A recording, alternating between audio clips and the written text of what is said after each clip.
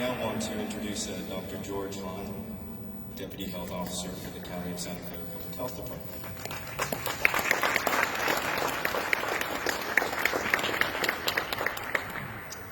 Good evening, everyone. Really appreciated hearing stories, and that's one of the reasons we come here to commemorate World AIDS Day, is to hear each other's stories and remember that countless advocates have left a legacy that's actually benefited a lot of us. As we've heard, things have gotten better over the years, and I wanted to share a little bit of my story. When I was coming of age in the 90s, I knew exactly how HIV was transmitted and how to protect myself, and that was because of the work that had been done in the 80s. Even in my organic chemistry class, I learned about exciting new HIV medicines. And by the time that I was in medical school in the early 2000s, HIV was treatable here in the United States, and that was a revolution. But it hadn't yet reached to the rest of the world. And so I had the opportunity to go to Southern Africa in Botswana to work in the first pediatric HIV/AIDS clinic in Africa. And I would later return there as a pediatrician and stayed for a whole year taking care of children and adolescents with HIV. At the time, Botswana was at the epicenter of the HIV/AIDS epidemic in Africa, and it had one of the highest rates of HIV in the world. And the good news was Botswana's government was the first in Africa to implement a national program to treat all children and all adults with HIV. So it was incredible to see all these children who were actually healthy because of the medicines we were able to give them. But my experience in Botswana drove home the point that the only way to end the epidemic would be to stop new infections from happening. So I returned to the United States and I became a public health doctor, initially with the CDC and later on here at the County of Santa Clara Public Health Department. And when I first came here, I was actually quite amazed that my identity as a gay Asian American man was actually viewed as a thing that was an asset rather than as a hindrance. So I remember within my first year of being here, starting to be in conversations about the Getting to Zero initiative.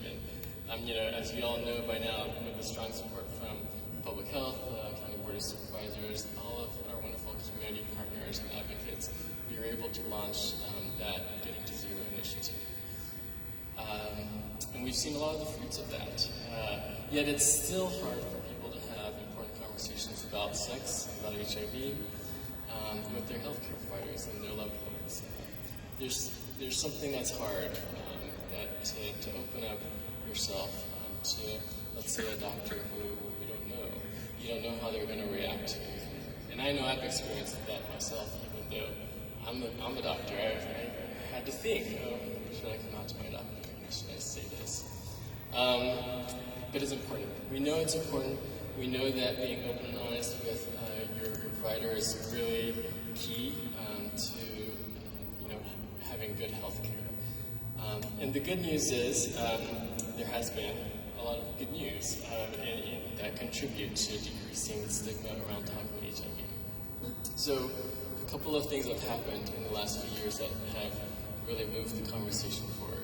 We know that by taking HIV medicine consistently, most people living with HIV can become undetectable.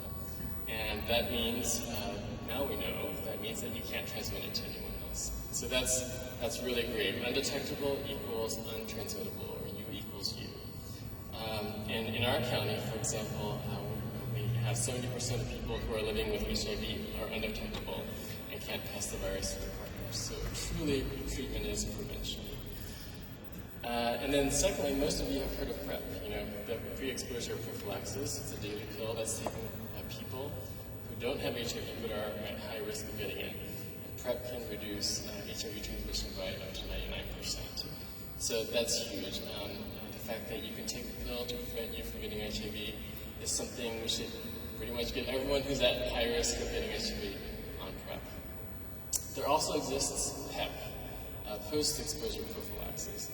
So that can be taken in emergencies if you think that you've been exposed to HIV, you can take PEP within 72 hours of being exposed, and that can significantly reduce your chances of becoming infected. Another piece of good news is that starting next year, pharmacies in California will begin to be able to dispense PEP and PrEP without a doctor's prescription. And so that was a bill that was passed this year with the intent of expanding access.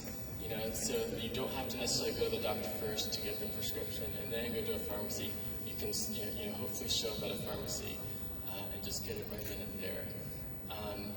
It will take some time for pharmacies to roll this out. They're going to have to train up their pharmacists and figure out how to make this program work. But the fact that the bill will pass this year, I think, is a great sign, and hopefully will herald a new wave of people getting PrEP and PEP. And so these methods of prevention have, we've seen monumental progress. But what can we do about the conversations? Because that's the other piece that's holding us back is the stigma. And so first we need to address the underlying causes, and those include structural racism, homophobia, transphobia, access to care, those are things that we have to constantly be in conversation about and address. We know that HIV disproportionately affects trans folks, particularly trans women of color. We know that communities of color experience HIV at higher rates. So for example, in 2018, HIV diagnoses among African American and Latino men were nearly 4 times the rate as among non-Hispanic white men. So, how can we open up the space to talk about this with our loved ones and with our healthcare providers? One of the things that the public health department has done is trained our workforce, and so 70% of our 450 staff, for example, have been trained about health inequities that the LGBTQ population faces, as well as about structural racism. And so, we're helping to have our staff know how to better serve the LGBTQ populations by understanding the distinctions of sexual orientation, sex, gender identity, gender expression. And we work to ensure that access to affordable medication is not dependent on income, because I think all of us here believe that healthcare is a human right. And we are informing healthcare providers about PrEP and about other life-changing medications. And we're working to make sure that HIV screening and testing is routine in every doctor's office and with every patient. So tonight, we honor those who have died and the advocates who have come before us. And we do this by continuing the progress and continuing the conversation. And so I want to thank all of you for being part of the conversation, for having that conversation with your loved ones.